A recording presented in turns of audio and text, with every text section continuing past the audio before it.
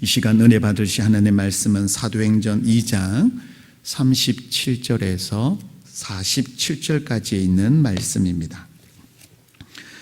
신약성경 189면 전후에 있는 사도행전 2장 37절에서 47절까지에 있는 말씀 찾으셔서 우리 함께 합독하도록 하겠습니다. 함께 봅니다.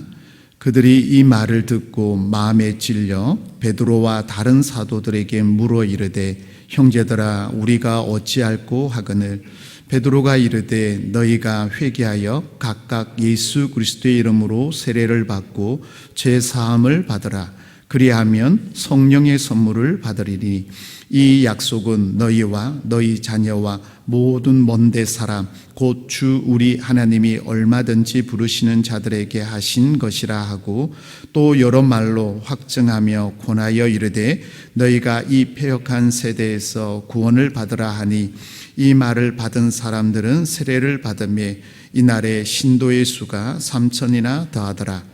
그들이 사도의 가르침을 받아 서로 교제하고 떡을 떼며 오로지 기도하기를 힘쓰니라.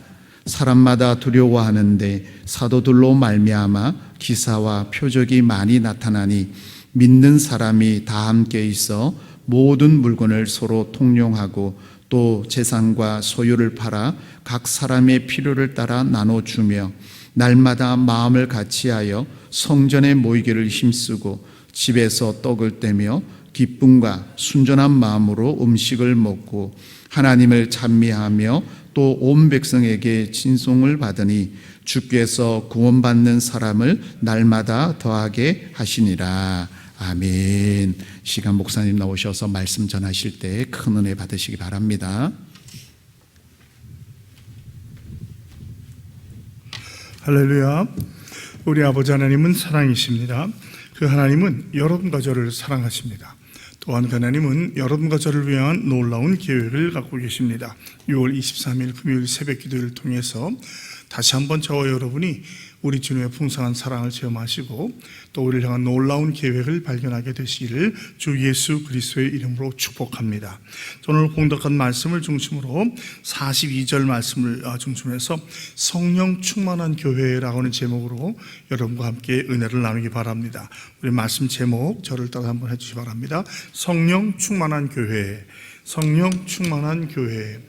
우리가 진정으로 꿈을 꾸는 교회가 있다면 그것은 한마디로 성령이 충만한 교회일 것입니다.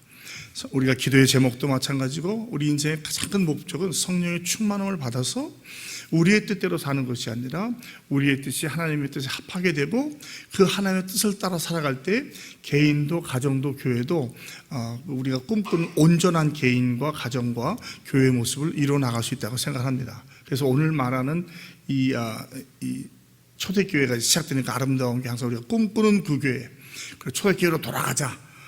교회에 나오는 그 교회를 찾아갈 때 바로 이 교회의 모습이 나오게 되거든요. 그래서 이제 오늘 그런 모습을 함께 찾아가길 바랍니다.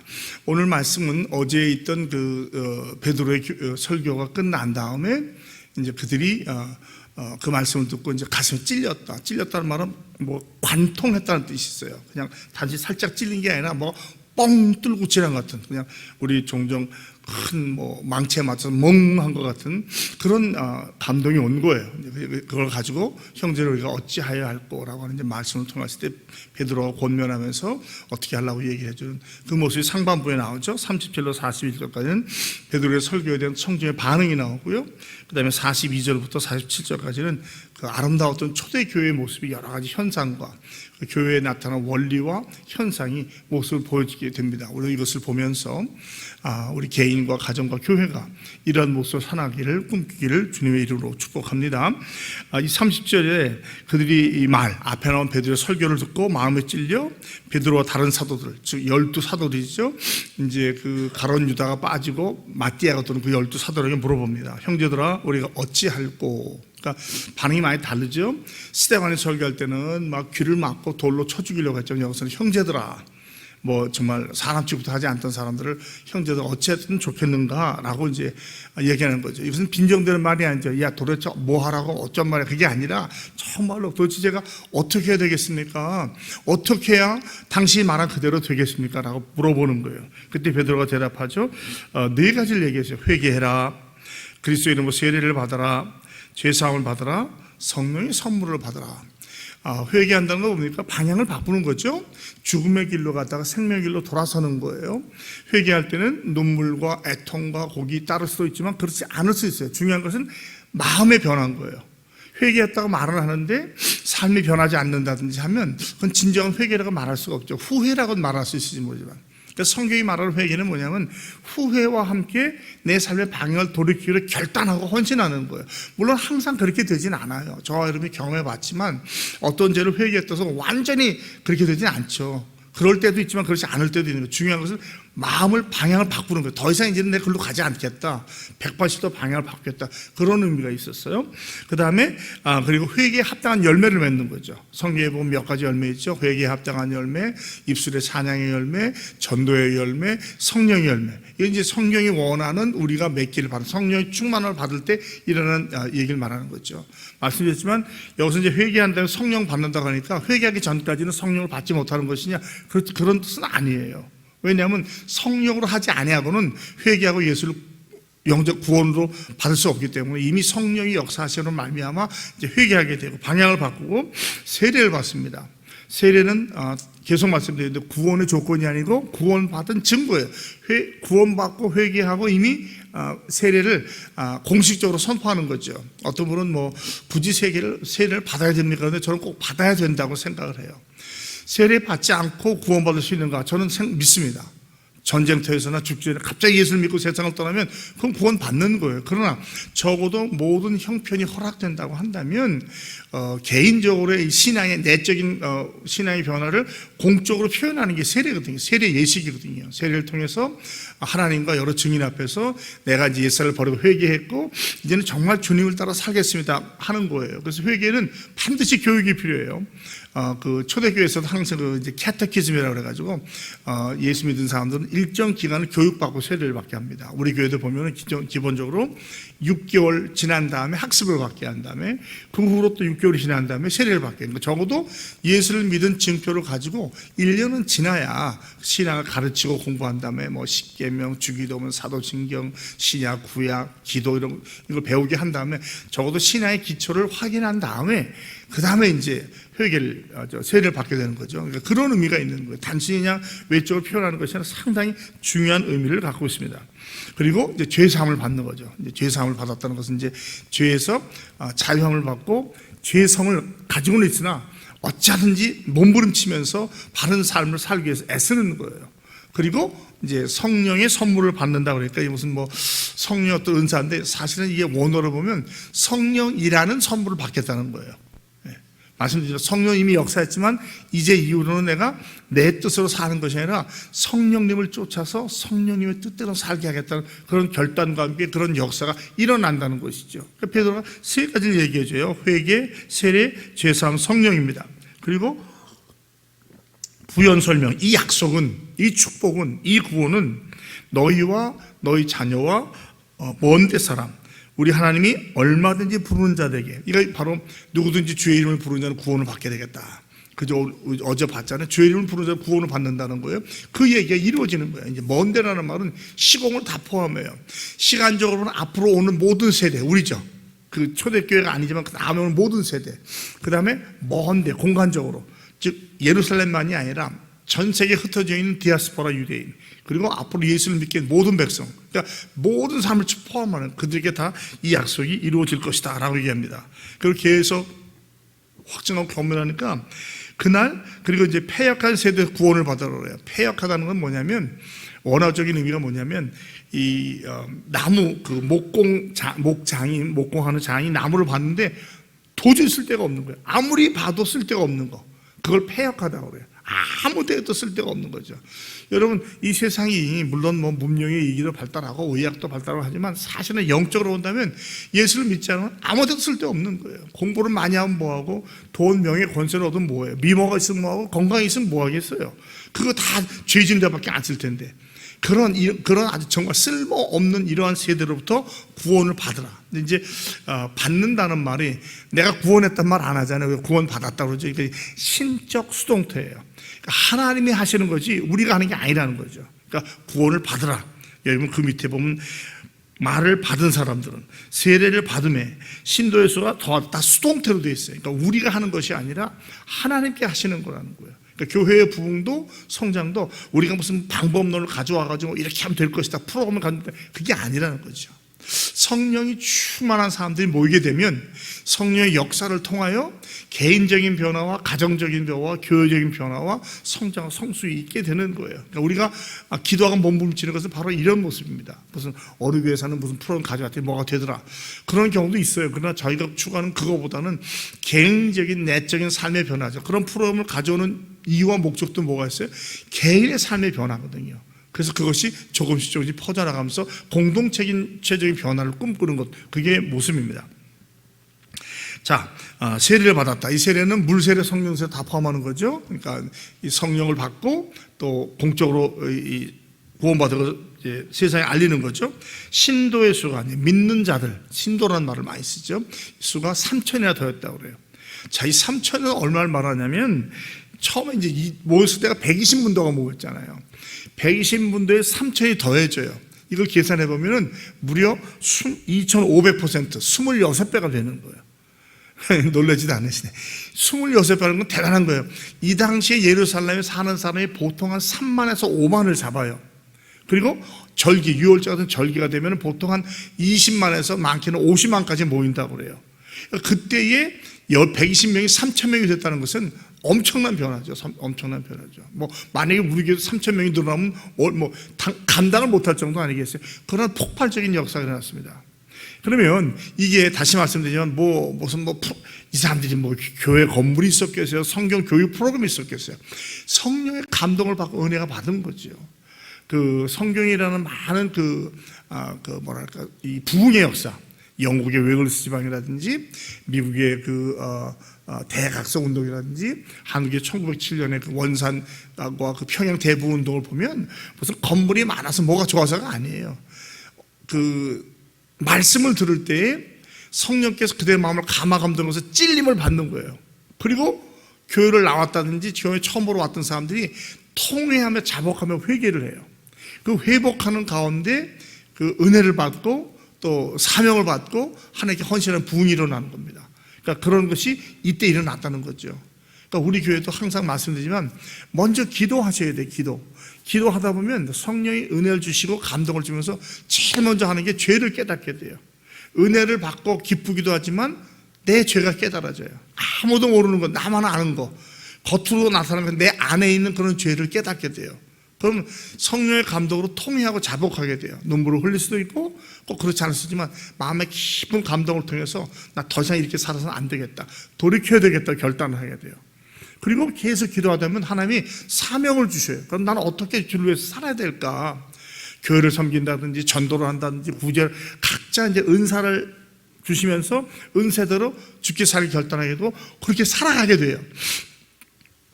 그렇게 살아가게 되면 은혜 가운데 산다고 해서 그 가운데 안에서 열매가 나타나요. 조금씩. 전도의 열매, 구제의 열매, 은사라 이렇게 자꾸 낳게 됩니다. 그리고 삶에 이제 기쁨과 보람과 감격이 생기는 거예요. 많은 경우에 구원의 패턴이 그렇게 되어 있습니다. 그래서 항상 우리가 기도를 많이 하자고 하는 이야기는 그거예요. 기도하다 보면 누가 뭐라고 말 안 해도 성령이 역사한다는 거죠.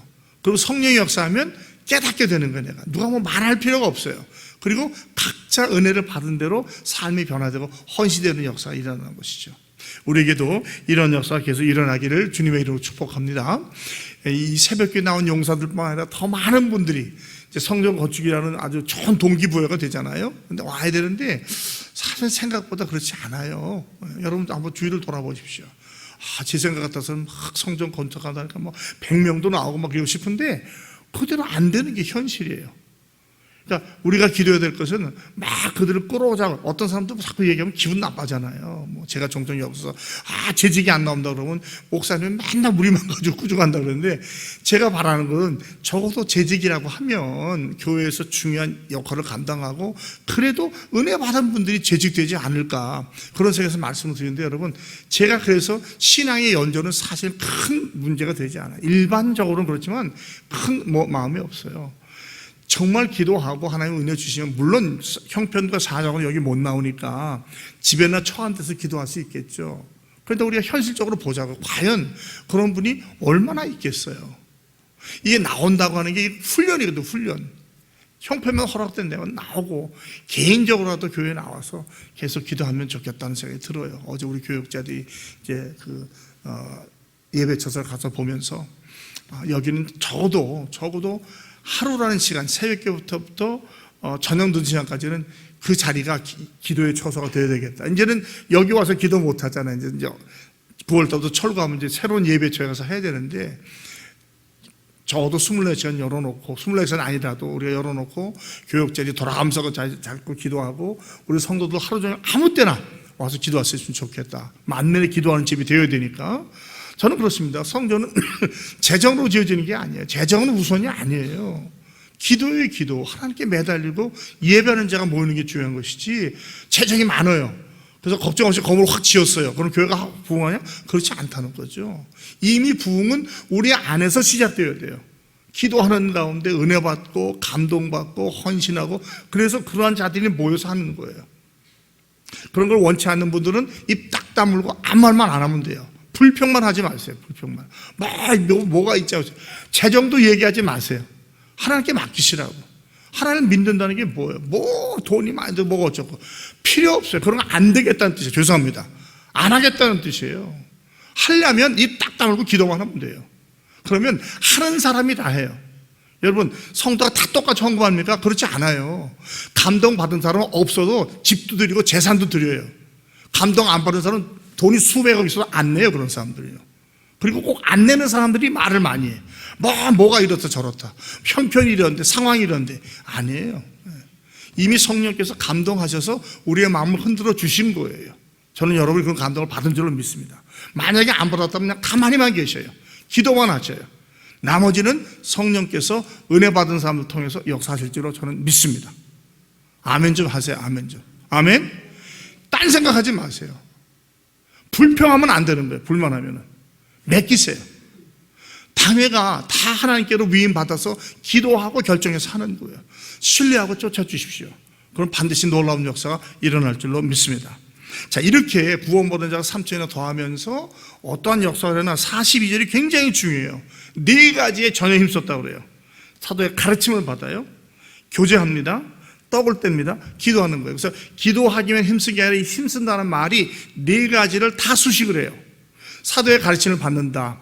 그 당시에는 성경책도 없었고 주님을 직접 체험만 보는 사도밖에 없었어요. 오늘날 말하면 성경교사, 교육자들, 또 말씀을 가르치는 자들, 이런 분들을 말하는 거예요. 그 말씀을 받는 거예요. 말씀. 핵심은 말씀에 있어요. 그 다음에 교제했다. 성도의 아름다운 교제인데, 이 교제는 단순히 안녕하세요 잘 지내 그런 정도가 아니에요.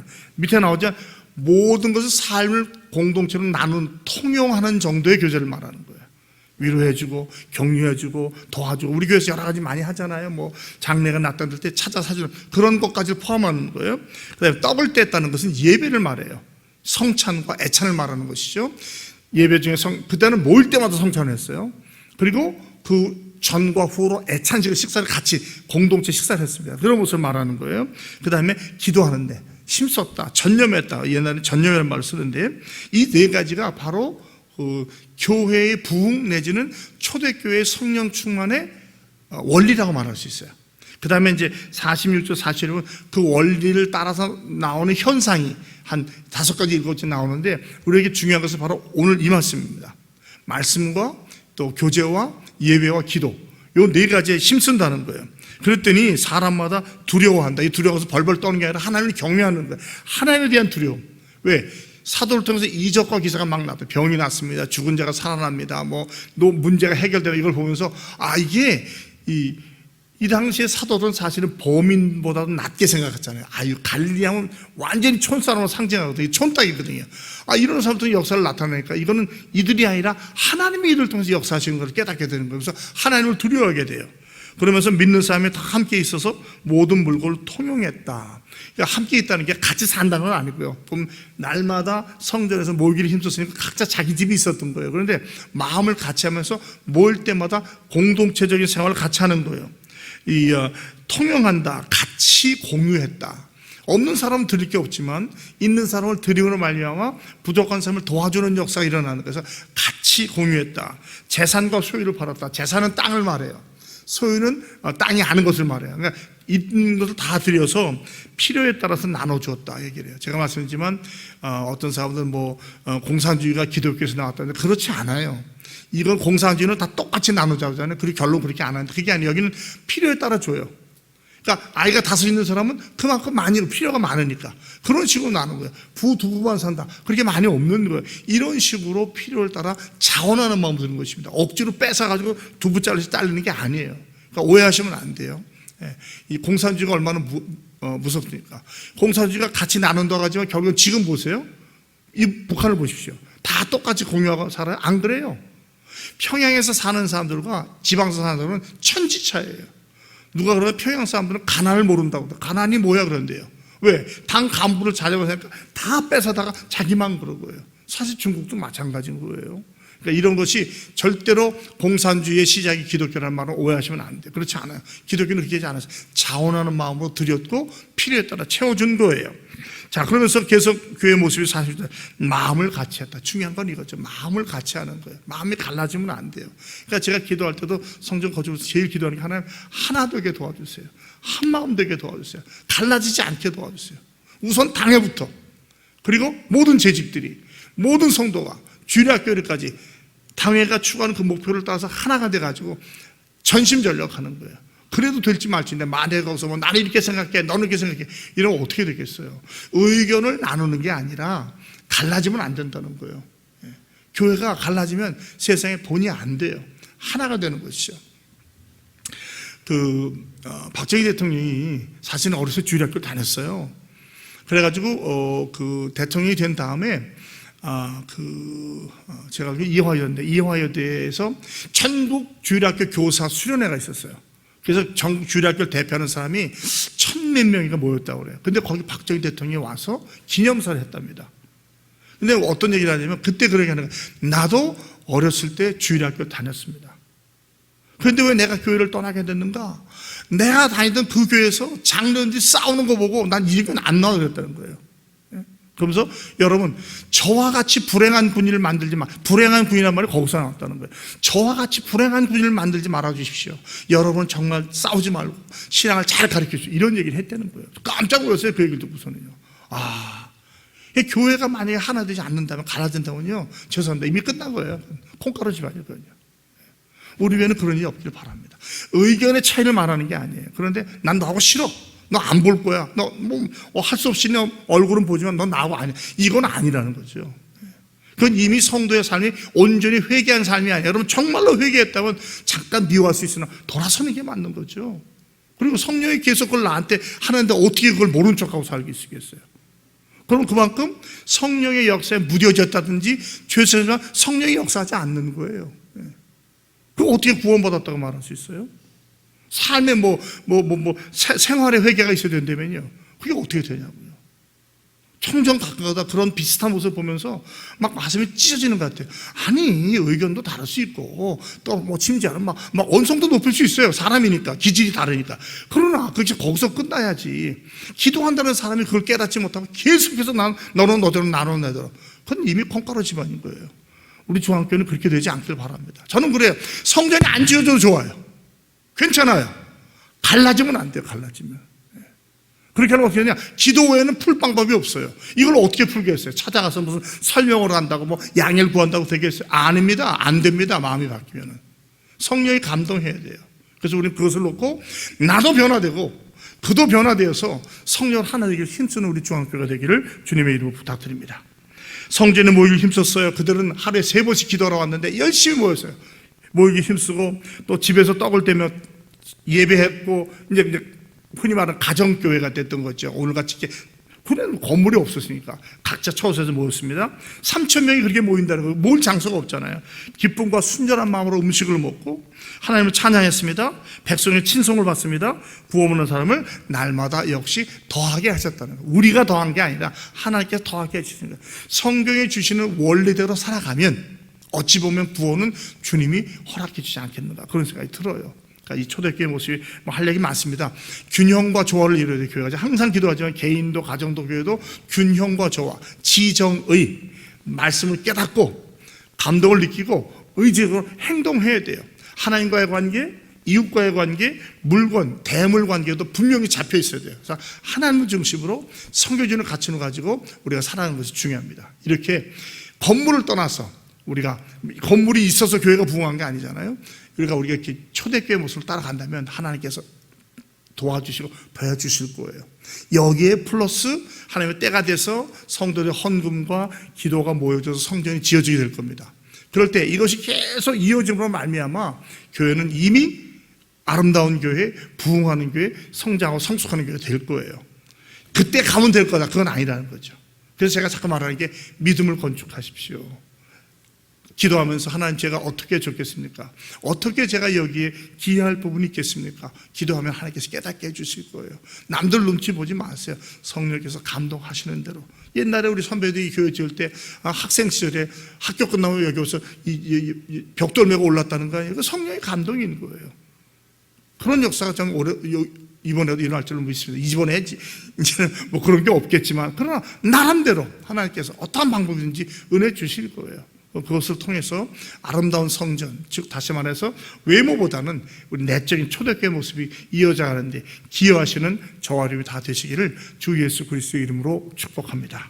하나님 아버지, 저희들은 정말 부족합니다. 생각해 보면 성도라는 이름은 갖고 있지만 이 속사람이 온전히 변화되지 않아서 아직도 미워하고 시기하고 질투하고 직분은 지킨다고 봉사를 한다고 하면서도 내 마음에 사랑과 용서와 은혜와 평강이 사라진 모습을 발견하게 됩니다. 주님, 이때 초대교회 이들이 이 말씀을 듣고 마음에 깊이 찔려서 관통한 듯한 찔림을 받고 어찌하여야 될까 물었을 때에 그 베드로의 그 권면을 듣고 3,000명이나 구원받아가 더해진 것처럼 아버지, 우리도 날마다 기도할 때마다 주시는 성령의 감동으로 깨닫고 회개하고 변화되고 계속해서 방향을 궤도 수정을 해서 주님이 원하시는 그 길을 걸어갈 수 있도록 도와주시옵소서.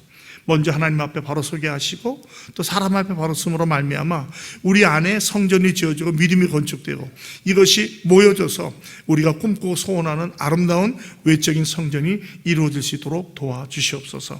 합력하여 선을 이루어질 주님을 찬양합니다. 더 매달려 기도하게 하시고 더 은혜 가운데 살아가게 하시고 더 아름다운 복된 성도의 삶을 살아가는 우리 새벽기도의 용사들과 중앙의 성도들 다 되게 하여 주시옵소서.